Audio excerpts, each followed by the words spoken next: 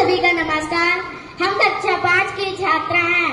हम आप सभी के सामने एक कविता पेश करना चाहते हैं। तो आइए उस कविता की शुरुआत करते हैं। नन्हे नन्हे